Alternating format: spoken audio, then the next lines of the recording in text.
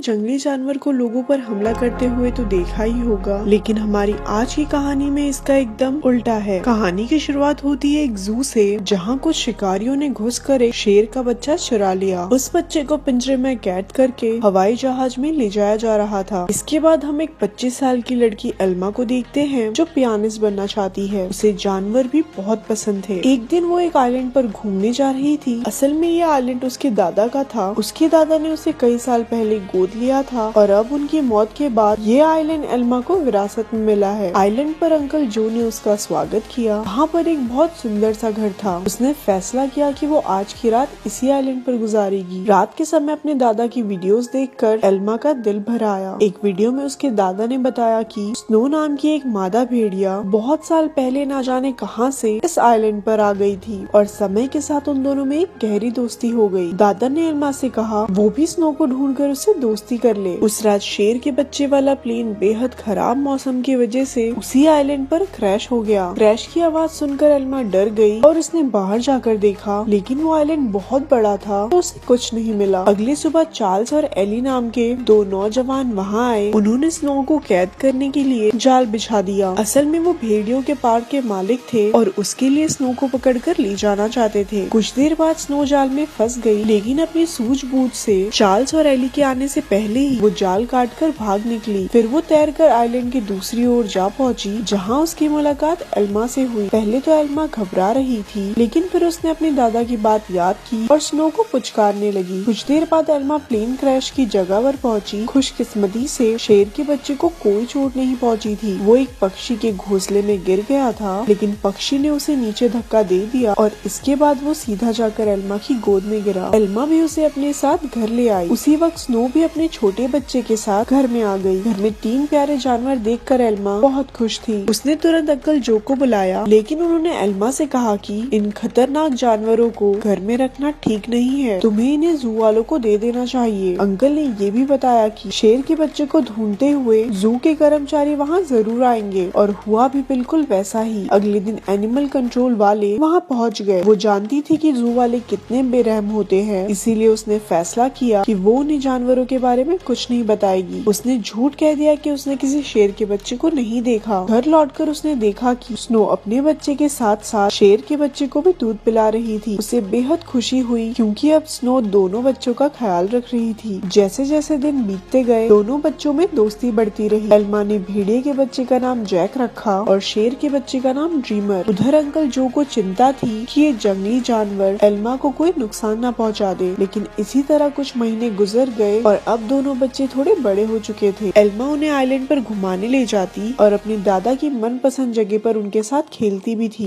बदकिस्मती से एक दिन जब एल्मा पियानो के ऑडिशन के लिए गई थी, तो पीछे से वो भेड़िए के पार्क वाले आइलैंड पर घुस गए। इस बार वो स्नो को अपने साथ कैद कर ले ही गए। उधर एल्मा का सिलेक्शन भी हो गया और वो बेहद खुश थी, लेकिन जब वो घर लौटी तो उसके होश उड़ गए। उसके घर का सारा सामान बिखरा हुआ था, क्योंकि दोनों बच्चे भूख की वजह से परेशान हो गए थे। एल्मा ने स्नो को ढूंढने के लिए पूरा आइलैंड छान मारा, लेकिन स्नो तो वहाँ थी ही नहीं। अब उसे ही बच्चों का पेट भरना था, इसीलिए उसे ना चाहते हुए भी अपनी पियानिस्ट की नौकरी छोड़नी पड़ी। एक दिन अंकल जो फिर से वहाँ आए और खूंखार जानवरों को अब तक वहाँ देखकर गुस्से से भर गए। उसने एल्मा से उसी वक्त जानवरों को जू में भेजने को कहा, लेकिन एल्मा ने उन्हें समझाया कि उसके दादा की यही इच्छा थी कि वो जानवरों के साथ रहे, और फिर जू में इन मासूमों पर न जाने कितने अत्याचार होंगे। आखिरकार अंकल जो भी मान गए और एल्मा को गले से लगा लिया। अब उनका सारा समय जानवरों को खाना खिलाने में और उनका ध्यान रखने में जाता था। एल्मा को जैक और ड्रीमर से बहुत प्यार था और बदले में जानवर भी उस पर जान छिड़कते थे। देखते ही देखते 1 साल गुजर गया और अब दोनों जानवर बड़े हो गए थे। अंकल जो शहर से उनके लिए मांस लाया करते थे, लेकिन उनके पास जाने में उन्हें डर लगता था। उन्होंने फिर से एल्मा को समझाया कि इनके साथ रहना खतरे से खाली नहीं है, लेकिन एल्मा किसी भी कीमत पर उनको छोड़ने के लिए तैयार ही नहीं थी। एक दिन एक माँ बेटी कश्ती में आइलैंड के नजदीक आए। उन्हें देखकर जैक उनके पास जाने लगा। जैसे ही एल्मा ने ये सब देखा, वो जैक को रोकने के लिए भागी, लेकिन वो एक पत्थर से टकराकर नीचे गिर गई और उसके सिर में चोट लगने की वजह से वो उसी वक्त बेहोश भी हो गई। वो माँ बेटी ये सब नहीं देख पाई और वापस कश्ती में चली गई। कुछ ही देर में जैक और ड्रीमर एल्मा के पास आए और उसे उठाने की बहुत सी कोशिशें की, लेकिन कोई फायदा नहीं हुआ। वो कई घंटों तक जोर जोर से आवाजें लगाकर मदद के लिए पुकारते पुकारते रहे लेकिन कोई नहीं आया। जल्द ही रात हो गई और दोनों जानवर एल्मा से सटकर बैठ गए। उन्होंने पूरी रात जागकर एल्मा को गर्माहट दी। अगली सुबह अंकल जो ने एल्मा को कई बार कॉल की लेकिन कोई जवाब न मिलने पर वो समझ गए कि कुछ तो गड़बड़ जरूर है। वो तुरंत आइलैंड पर पहुँचे। उन्हें लगा जरूर इन जंगली जानवरों ने एल्मा पर हमला कर दिया होगा, इसीलिए उन्होंने एनिमल कंट्रोल वालों को कॉल कर दिया। लेकिन जब उन्हें एल्मा बेहोश मिली और जानवरों को उसकी रक्षा करते हुए देखा तो उन्हें अपनी इस हरकत पर बहुत पछतावा हुआ। इसके बाद जब एल्मा को हॉस्पिटल ले जाया गया तो डॉक्टर ने उन्हें बताया कि अगर जैक और ड्रीमर ने उसे गर्माहट ना दी होती तो शायद वो आज जिंदा ना होती। उधर एनिमल कंट्रोल वालों ने जैक को पकड़कर इलाई और चार्ल्स को सौंप दिया। उन्हें एहसास हो गया जैक तो स्नो का ही बच्चा है। वहीं ड्रीमर को एलन नाम के एक आदमी को बेच दिया गया जो एक जू चलाता था। एलन बहुत बेरहम आदमी था जो अक्सर अपने जानवरों को पीटा करता था, लेकिन अपने बाप से बिल्कुल उल्टा उसका बेटा रैफा बहुत नरम दिल का था। जल्द ही उसकी दोस्ती ड्रीमर से हो गई, लेकिन कुछ ही दिनों में बेचारे ड्रीमर को कई नशीली दवाइयाँ देकर सर्कस में करतब करने के लिए मजबूर किया जाता। ड्रीमर ने अब तक अपनी जिंदगी मजे से आइलैंड पर गुजारी थी, लेकिन इन बेरहम लोगों ने उस पर काफी बुरा असर डाला। इसीलिए राफा अक्सर उसे शांत करने के लिए उसके पास जाया करता था। उधर हॉस्पिटल में एल्मा ने होश में आते ही जैक और ड्रीमर के बारे में पूछा। अंकल जो ने उसे भारी दिल के साथ सब सच बता दिया। जैसे ही एल्मा हॉस्पिटल से बाहर आई वो सीधा ही एनिमल कंट्रोल के दफ्तर में पहुंची। उसे पता चला कि जैक को तो भेड़ियों के पार्क में भेज दिया है और ड्रीमर को उन्होंने एक सर्कस ग्रुप को दे दिया था। ये सुनते ही वो गुस्से से भर गई और ऑफिसर पर चिल्लाने लगी, लेकिन अंकल जो ने उसे शांत किया। कुछ समय बाद एल्मा ने एली को फोन करके जैक के बारे में पूछा। एली ने बताया कि जैक बहुत खुश है और यहाँ उसके कुछ दोस्त भी बन गए हैं। इससे एल्मा को थोड़ी तसल्ली मिली, लेकिन अब भी वो ड्रीमर के लिए बहुत परेशान थी। अगले कुछ हफ्तों तक वो शहर के हर एक सर्कस में गई और सबसे ड्रीमर के बारे में पूछताछ की, लेकिन कुछ हाथ नहीं लगा। उधर ड्रीमर के वजह से एलन की मोटी कमाई होने लगी थी। ड्रीमर जल्द ही स्टार लॉयन के नाम से मशहूर हो गया। एक दिन ड्रीमर का सर्कस ग्रुप भेड़ियों के पार्क के पास से गुजर रहा था और जैक ने तुरंत अपने बचपन के दोस्त को पहचान लिया था। जैक अपनी सूझबूझ से पिंजरे से बाहर निकल गया। एली ने जब ये देखा तो वो समझ गया कि जैक बेहद समझदार है और वो जरूर कुछ न कुछ ढूंढ रहा है। जल्द ही जैक उस तक पहुंच गया जिसे वो ढूंढ रहा था। उसने बड़ी चालाकी से ड्रीमर को भी पिंजरे से छुड़ा लिया। इतने महीनों के बाद एक दूसरे से मिलने पर दोनों जमकर खेले। जब एलन को ड्रीमर के भागने का पता चला तो उसने गुस्से में बेहोश करने वाली बंदूक निकाल ली। उसके बेटे रैफा ने उसने रोकने की बहुत कोशिश की, लेकिन लालची एलन ने एक न सुनी। हारकर रैफा भी ड्रीमर को ढूंढने एलन के साथ निकल पड़ा। एलन ने एली को भी ड्रीमर के बारे में बताया। अब वो समझ गए थे जैक और ड्रीमर दोनों साथ ही हैं। इसी वजह से पूरे शहर में हाई अलर्ट जारी कर दिया गया था। उस शाम एली ने एल्मा को सब कुछ बताया और कहा कि एनिमल कंट्रोल वाले दोनों जानवरों के पीछे पड़े हैं। ये सुनकर एल्मा घबरा गई, लेकिन एली ने बताया उन्होंने जैक के शरीर में एक ट्रैकर फिट किया था। जैक और ड्रीमर की आखिरी लोकेशन एक जंगल के आसपास थी। अब एल्मा और एली ने मिलकर जानवरों को ढूंढने का फैसला किया। उधर दोनों जानवर शहर में खुलेआम घूम रहे थे, इसीलिए पुलिस ने शूट एट साइट के ऑर्डर्स दे दिए। बाद में दोनों जानवर फिर से जंगल में पहुंच गए, जहां एलन और रफा ने उन्हें देख लिया। लालची एलन ने ड्रीमर पर अपनी नशीली गन से हमला कर दिया, लेकिन उसी वक्त जैक बीच में आ गया और अपने दोस्त के बदले खुद गोली का शिकार हो गया। बेचारा जैक तो उसी वक्त बेहोश हो गया, जबकि ड्रीमर को वहां से भागने का मौका मिल गया। उसके भाग जाने के बाद रैफा ने तुरंत जैक का ट्रैकर हटा के उसे एक दवाई दे दी, जिससे बेहोशी की गोली का असर खत्म हो जाए। कुछ देर बाद बाप बेटे एक बार में पहुँचे और एली और एल्मा भी ट्रैकर के जरिए उन तक पहुँच गए। एलन ने उनसे कहा कि उसके पास कोई ट्रैकर नहीं है और उन्हें बाहर भेज दिया, लेकिन समझदार रैफा ने उससे बाथरूम का बहाना बनाकर एली और एल्मा को सब सच बता दिया। वो उन्हें जंगल में ले गया, जहाँ आखिरकार उन्हें ड्रीमर मिल गया। इसके बाद ड्रीमर उन्हें एक झोपड़ी में ले गया, जहाँ जैक आराम कर रहा था। खुशकिस्मती से उसे सही टाइम होश आ गया था, लेकिन तभी उन्हें पुलिस के आने का शक हुआ तो एल्मा ने दोनों जानवरों को खुफिया रास्तों से भगा दिया। अब आइलैंड तक पहुँचने के लिए उन्हें सिर्फ एक नदी पार करनी थी। पुलिस से बचने का अब सिर्फ एक यही रास्ता था, लेकिन वहाँ कोई कश्ती नहीं थी, इसीलिए सबको तैर के ही जाना होगा। जैक तो उसी वक्त फुर्ती से नदी में तैरने लगा, लेकिन ड्रीमर पानी से डरता था। एल्मा ने उसे हिम्मत देने की बहुत कोशिश की, लेकिन ड्रीमर वापस जंगल की ओर मुड़ गया। जैसे ही जैक और एल्मा तैर रहे थे, उन्हें बंदूक चलने की आवाज सुनाई दी। इसका मतलब ये था कि ड्रीमर अब इस दुनिया में नहीं रहा। आइलैंड पर पहुंचकर एल्मा फूट फूट कर रोने लगी, लेकिन ड्रीमर अचानक उसके सामने आ गया। असल में वो जंगल में पुलिस वालों को भटकाने के लिए गया था। उसे जिंदा देखकर सभी लोग खुशी से झूम उठे। आखिर एल्मा ने जैक और ड्रीमर के लौटने की खुशी पार्टी में पियानो बजाया। अब उनका परिवार पूरा हो गया था। अंत में एल्मा ने सभी को अपने प्यारे जानवरों की कहानी बताई, जिससे सभी लोगों के दिल भर आए और वो तीनों फिर से खुशी खुशी एक साथ रहने लगे। और यहाँ पर ये मूवी खत्म हो जाती है। ऐसी और स्टोरी सुनने के लिए हमारे पेज को लाइक करें।